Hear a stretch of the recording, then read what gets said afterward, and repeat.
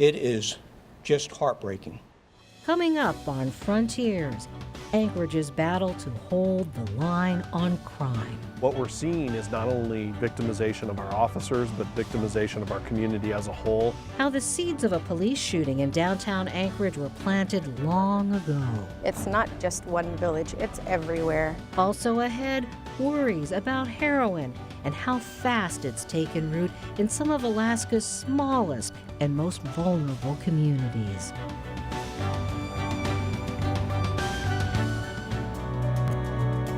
Alaska, where there are old triumphs, but also new frontiers, with challenges as great as the state itself, but a belief the best is yet to come, bringing you the faces, the places, and the spirit of the last frontier. This is Frontiers with Rhonda McBride. Welcome to Frontiers. Crime dominated the headlines in Anchorage this week. On Tuesday, the city had its 29th homicide of the year. Police say a man shot and killed an auto mechanic at an Anchorage car dealership. This latest killing ties the record for the most homicides in a year, set back in 1995. Well, this came on the heels of a shooting downtown early Saturday morning that killed one man and left a police officer wounded. When the Anchorage police officer was shot, still in the backdrop, the recent death of a Fairbanks police officer, fired upon as he worked his shift. Sergeant Alan Brandt initially survived and was well enough to talk about how he told his family he had a premonition he would get shot that night. Can you imagine telling your kids before you go to work that you're going to get shot? Well, that's what our police officers deal with every day.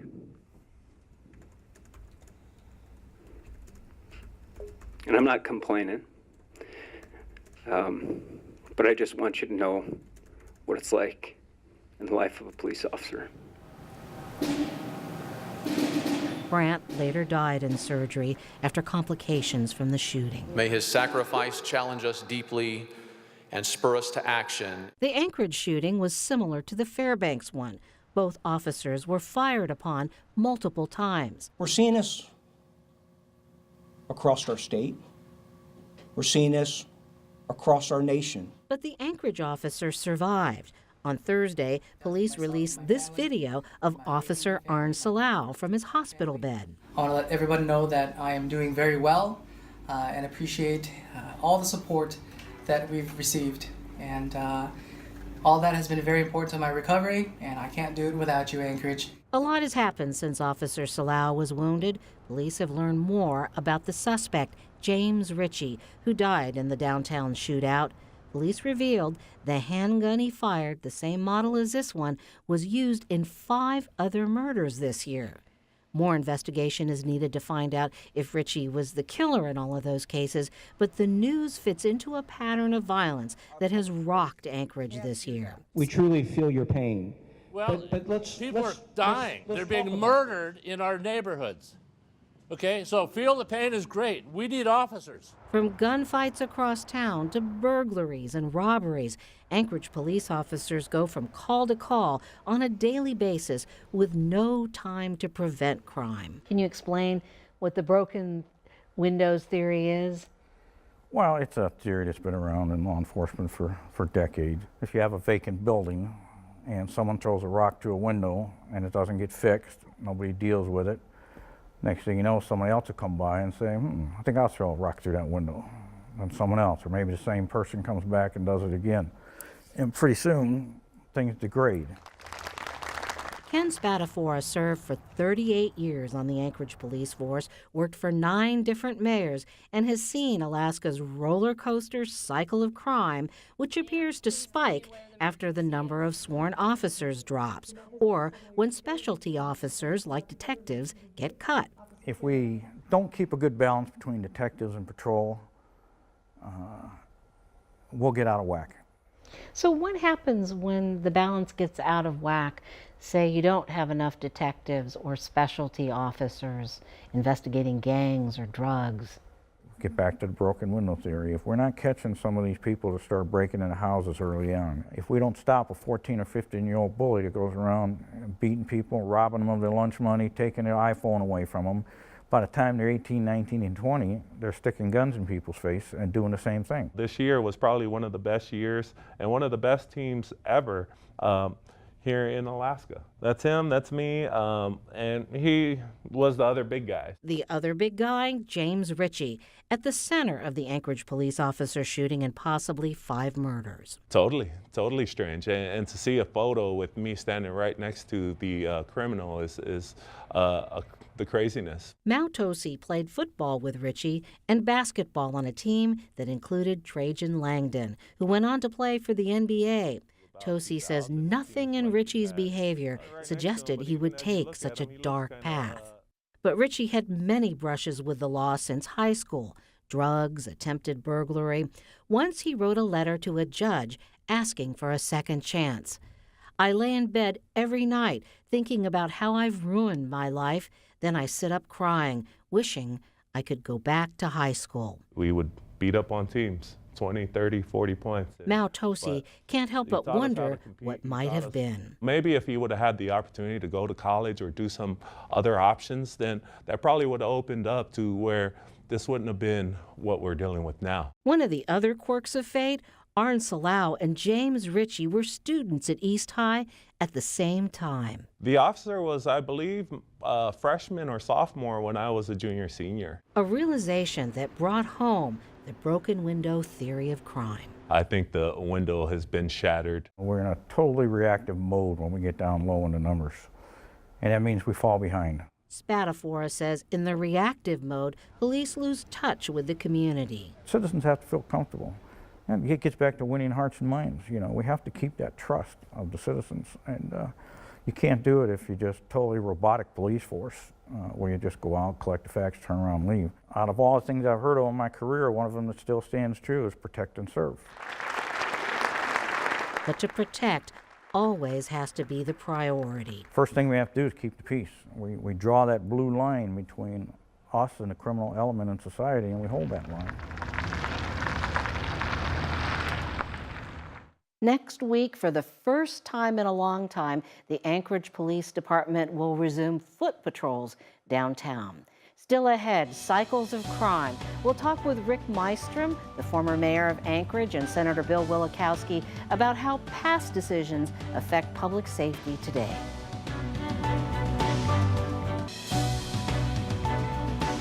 With money approved by the Anchorage Assembly, Mayor Ethan Berkowitz plans to add about 50 new officers as well as 3 police academies. The Police Officers Union says this is welcome news. Our commitment as officers with the Anchorage Police Department is to use those resources wisely and do the very best we can to make Anchorage safer, and we're definitely headed in a better direction. The department will get about a $3 million boost in funding. The union believes that it will help put a dent in the crime rate. And joining us to get some historical as well as legislative perspective, the former mayor of Anchorage, Rick Meistrom, and Senator Bill Wielechowski. And crime has been one of your focuses on the Judiciary Committee. Let's just start off talking about the events of this past week. What kind of story does that tell? Well, I think that the past week has really gotten a lot of people's attention and generated a lot of fears. When you have that much crime that can be associated with one person and that many murders that can be associated with one person, it just says that people are concerned, though they're pleased that maybe this will stop now, or at least it will stop because this one person may have been responsible for 5 murders. I think there's a tremendous sense of relief in the community. People have been concerned that there's a serial killer loose in Anchorage, and hopefully we've discovered what the root cause of at least 5 of these murders was. But when we look at these homicide rates, you know, we see them just gradually building up. And of course, there was a spike back in 1995 where the record was set, and we're now tied with that record. Is there any correlation between police staffing and the homicide rate, do you think?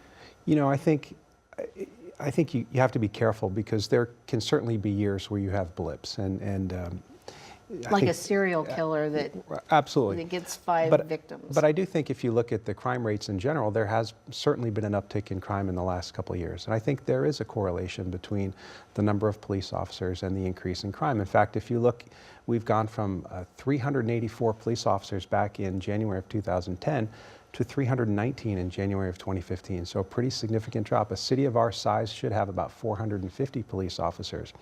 And these police officers are in reactive mode. They're going from one event to another event to another event. They simply have no time to dig in and investigate, do the detective work that's needed to solve a lot of these crimes. Now, did Ken Spatafora's broken window theory of crime resonate with you? Because I know when you were mayor, you really emphasized graffiti, getting rid of it as soon as it appeared. You know, it really did. That was a part, and we got rid of 9,000 junk cars, and we got rid of graffiti for all practical purposes. We said, when it's up, we'll get it down in 24 hours.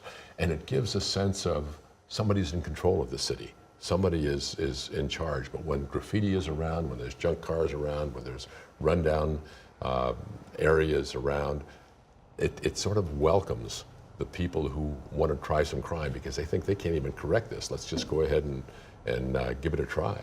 So it does. But even more important, though, I think, is the number of officers out there. But you've got to clean up the city, but you've got to have a number of officers and have them used correctly. And that makes a big difference. Well, it's kind of interesting that you will see cycles of officers being cut, being built back up. Is there kind of a delay factor in seeing the benefits of building back up and then we decide that, oh, okay, it's taken care of, we can scale back because our funding has been cut? You know, I think there definitely is. And when we were just looking at those figures for murders, that was my first year in office. That was that other 1995, that record number of murders. Obviously, I was elected and took office in July of that year, and by November of that year, December of that year, we had that big number. But we gradually brought it down, and my goal was to reduce crime by 50%, and we reduced it by 43%, but it took a lot of work every day. Every day we had to think about making the city safer. So there is a delayed factor. And we did hire a lot more officers too. We had about 40, well, we had 80 more by the time I left office than we had when I took office. Now, one of the things that Mayor Dan Sullivan has said, and we asked him for an interview, but he declined, but he did say that simply police officers cost more as time goes on, and so you can't afford as many. Well, the job of the mayor and the assembly is to weigh the cost and benefits of different groups, and so I can't judge, you know, that cost and benefit, but I can tell you that more officers and officers used well, and foot patrol, like the mayor is doing now, and I hope he does bike patrols this summer, can make a lot of difference. That just the presence of police officers cuts back in crime. Do you believe that these reductions sort of plant seeds for the future of crime? No doubt about it. No doubt about it. And what happens is, I think the criminals become emboldened when the people who are out there, and I think there is a very small percentage of people who are committing crimes over and over again. And what happens is when they realize that they are not, the police simply can't respond to the thefts and the larcenies and the robberies, instead they're responding to much more serious crimes, they become emboldened. And they realize, hey, if I go ahead and commit this theft, police probably won't even show up, or if they do, it'll be days or weeks later. Well, this is kind of connected to staffing, but let's take a look at the number of police academies that we've had in recent years. And you can actually see some troughs there where we didn't have any at all. Any connection to crime there? Again, if you look at the numbers, we've seen the crime numbers uptick in the last few years, and so I think there's absolutely a correlation there. You know, it is tough to get new officers hired and get officers into the academies, because we have some high standards. We've got a good police department, we've got a highly educated police department, and we've got a lot of standards that they can't have any history of drug use or anything like that in their past, even when they were kids. At least we used to, and I don't know if we still do, but it's tough to fill academies. But you've got to do it, and we've got a good police force. More people would be better. The foot patrol and bike patrols are going to help. I think all of those things will help bring crime down. But what do we do in the long term? Because, so we see this boost, but if we look at the cycle over, the past couple of decades, we see this roller coaster. What do you think we should do? And of course, we've got a state budget crisis that hasn't been resolved. So many challenges, more than ever. Well, this is sort of a mayor's issue in terms of Anchorage crime right now, which is what we're talking about. And I think every time we have a mayor's election, the number one focus should be crime, at least if that's what people are feeling. And they should, there should be questions coming to candidates for mayor. There should be issues saying, what are you going to do about making our city safer? Are you going to put together a plan for crime? Are you going to get the FBI, the drug enforcement, federal drug enforcement, and the state troopers involved in cooperating? So you need to do it at the election level when somebody's been elected. Certainly the police staffing numbers are huge. They're very important. But you've also got to look at the problem of crime holistically and recognize that 90% of all the crimes that are committed in the state of Alaska are drug or alcohol related. And if you're not treating people, if you're not trying to rehabilitate people, the same broken window theory applies to the individuals, because what will happen is individuals will commit minor crimes and get away with it or get mildly punished for it. And then those people sometimes go on and commit greater crimes. And so the drug and alcohol problem is a huge, enormous problem in the state of Alaska that needs to be dealt with. One of the things that Mao Tosi said when we talked with him is he believes that volunteerism is down and that the actual boots on the ground community support has fallen off. And that makes a difference. I think it does make a difference. And if you look at the community patrols in East Anchorage, we had a time where we had a Northeast Community Patrol, a Nunaka Valley Community Patrol, and a Russian Jack Community Patrol.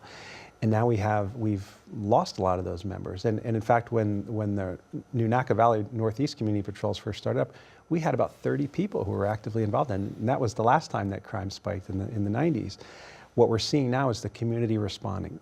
The police can't solve, the police simply can't be everywhere. And so it's just good to have people looking out after their neighbors. It's good to have people getting out there in the community and driving around and just looking at what's going on, because the police simply can't be everywhere. I think that's a really good point, Bill. And I think that that's maybe a message to the mayor. What Mayor Berkowitz could be doing right now is saying, okay, how can we get the people of Anchorage involved in this? People of Anchorage, I've learned they don't really buy into solutions until they buy into the problem. And I think they've bought into the problem of crime right now. And I think the mayor, if he could put together a lot of folks that were involved in patrol, whether community patrol or doing what they can do to make the city safer, I think people would be willing to be involved. And I think that would be a good help for the city. Well, we're just about out of time, so I'll give you the last word. What is it that you learned from your time as mayor that you could pass on to us now, if you could boil it down? I learned as mayor that one of the things you need to do is get people feeling they're part of the city. And we did that through bridge builders. We got all the minorities feeling for the first time they were part of the city. And that's real important. The people are willing to help. They need to be asked to help. They want to help. There's people out there that say, I want to do something. And so the mayor needs to come up with some idea to ask people to help, because they're willing to help. And all right, well, obviously we could talk much more on this, but I want to thank you both for giving us your insights. Well, still to come, crime on a different battlefront. In the past, people ignored the fact that there was heroin in the community and there was nothing done about it. Leaders from across our state voiced their fears about heroin and why there are no easy answers.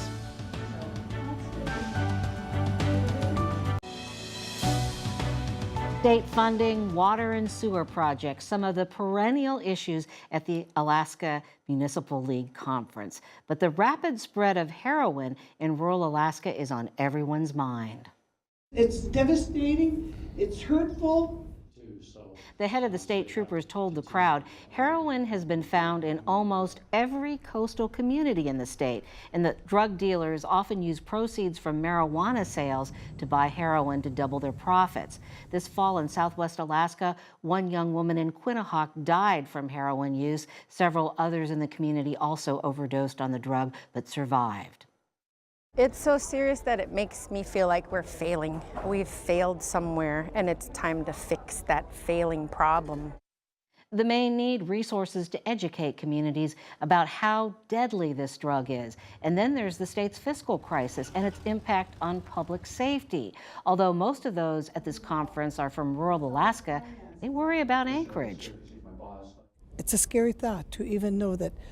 I never thought of the day that I would be scared of Anchorage or coming to Anchorage. Now I hear more people talking about it, say we have to take care of each other. It's a huge strain on the communities because the municipalities have to step up when the state doesn't step in. In Dillingham, we see a big turnover of the police department, and we get a couple of years with an officer, and then they transfer over to somewhere else. Although it's been more than 2 years, Interior Alaska continues to pick up the pieces from a tragedy in Tanana, in which 2 state troopers were killed in the line of duty. The city of North Pole has created a memorial park to honor Trooper Gabe Rich and Sergeant Scott Johnson.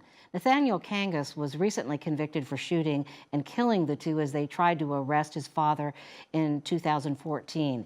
Many have contributed to the memorial. The Alaska Police Officers Association Farthest North chapter donated money from the Fallen Officer Fund for the new archway. The park will be dedicated on May 1st, the 3-year anniversary of the trooper's death. And it will also honor those who have died in service to their community, state, or country, as well as first responders and veterans. Grief is still fresh for the Fairbanks police officer who was shot 6 times as he responded to gunfire a few blocks away from his station. Sergeant Alan Brandt died unexpectedly in Anchorage last month after complications from surgery to remove shrapnel from his eye.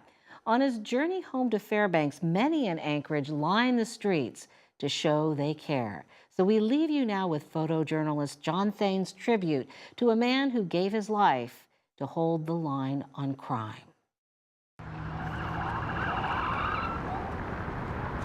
It's very overwhelming to see the community coming out to send off a fallen hero. It's to stand in support of the family and to let them know they're not alone, that Anchorage is here for them. I understand there was over 130 vehicles in the procession as we drove down the streets of Anchorage. Sergeant Alan Brandt was a father of 4. I have 4 children. I related to that. The support that the people of Anchorage offered along the way of the procession was profound and incredibly emotional to see, not just for myself, but for a lot of the officers who participated. Breathtaking to see the citizens out there, their hands on their hearts, lowering their flag, and paying their respect and condolences. To be able to watch the collective grief and sympathy that the Anchorage community has really showed us how interconnected we are, even though we live miles apart, connected by one lonely road. And they support us every day, our police and our firefighters, and we want to do the same for them. And whether they're in our city or a part of our state, they are important to us. We are really sad for Fairbanks. Very grateful that we were able to support them while we were here. To watch the grief and the collective sympathy of the Anchorage community extended to one of our officers who no one here knew. He didn't serve in your community, but it was a representation of how you feel about public safety, about your own Anchorage Police Department, about all of us.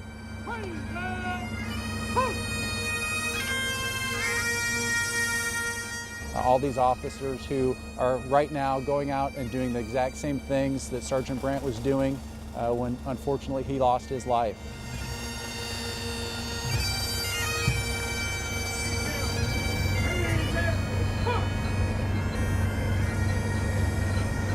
Even though the patches are different and the badges are slightly different, we're still brothers and sisters in blue.